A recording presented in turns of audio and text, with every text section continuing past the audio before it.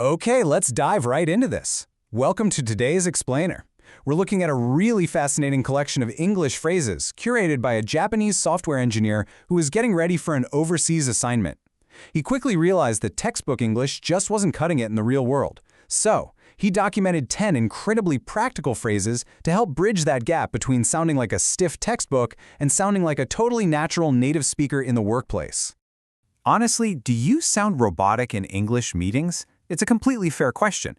When we learn a new language, we usually pick up the most formal, literal translations first. But the modern workplace requires nuance. So throughout this explainer, we're going to see how to bridge that gap between casual lunch chat and professional problem solving. We'll actually look at how these exact same phrases apply to both ordering a meal and, say, deploying software. So here is our A Day in the Life roadmap for today, turning a simple list into a real workplace survival guide. 1. Starting strong and motivated. 2. Handling monotony and urgency. 3. Nailing the big presentation. 4. Overcoming mistakes and surprises. And 5. Using your new vocabulary. Okay, Section 1. Starting strong and motivated. Kick off the workday right. So, the very first phrase we need to master is never better. Literally, it implies that things have never been better than they are right this second. It is the absolute ultimate highly positive response to that standard morning greeting, "How are you?" Instead of a robotic, "I am fine, thank you." Saying never better immediately projects this amazing enthusiasm and energy to your team. What's so great here is the duality, how it contrasts casual and professional use. If you're just grabbing a coffee or lunch, you might say, "Never better, I finally got enough sleep." But in a professional context, when someone asks how that new simulation environment is working out, you can say, "Never better, the execution time has been cut in half." It's just incredibly versatile and instantly communicates success. And behind every great morning update is a solid work ethic.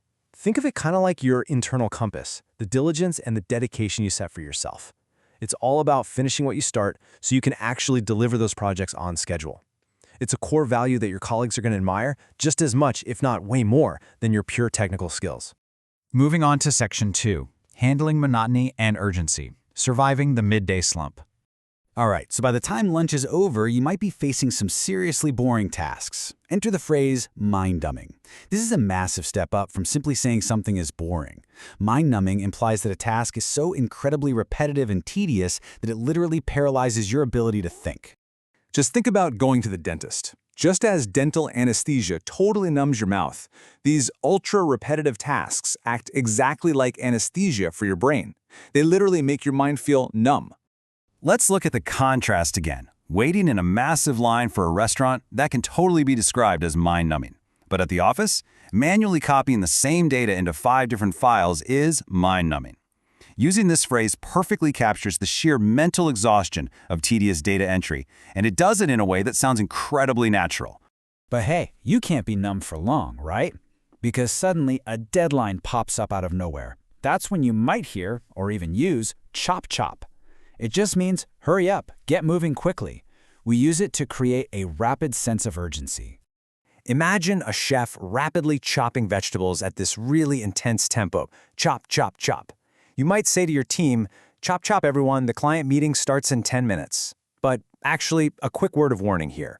This phrase is super casual. You can use it with close colleagues for sure, but you should probably avoid using it with your boss as it can sound pretty arrogant. All right, Section 3, nailing the big presentation, making your pitch. So, when you have a proposal that sounds a little out there at first, you're going to need the phrase, "Hear me out." It basically means, please just listen to my entire explanation to the very end before you judge the idea. You're asking your colleagues to wait for the exit or the conclusion of your thought. For instance, "Hear me out. Instead of adding another feature, we should simplify the current workflow." It's just a great way to ask for a bit of patience and an open mind. And when they listen to your idea and absolutely love it, well, you have managed to nail it. To nail it means to do something perfectly, to get it exactly right, or to achieve a huge success. I love the visual for this one. Imagine striking the very center of a metal nail perfectly in one shot with a heavy hammer. Boom! It's precise, it's powerful, and it just gets the job done instantly. And this works beautifully in pretty much any context.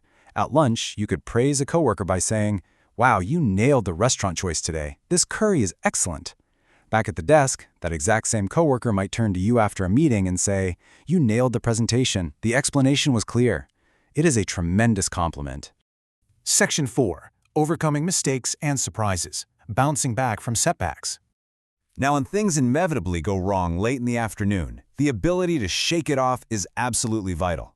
This phrase means to consciously switch your mindset, stop dwelling on the negative, and recover your focus. Let's say you find a major software bug right in the middle of a client demo. You just acknowledge it, shake it off, and focus on fixing it instead of totally panicking. Think of a dog that just got completely soaked in the rain, vigorously shaking its entire body to throw off all those water droplets. That is an unforgettable metaphor, and it's exactly what you're doing with your negative emotions, just shaking them off so you can move forward. Now, what's really interesting is how these next 3 phrases group together to help us navigate these complex, frustrating scenarios.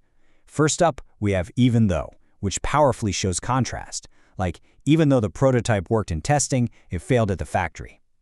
Next is to something for my own good. We use this to describe a good trade taken to a harmful excess, like being so detail-oriented that you waste hours polishing a simple report.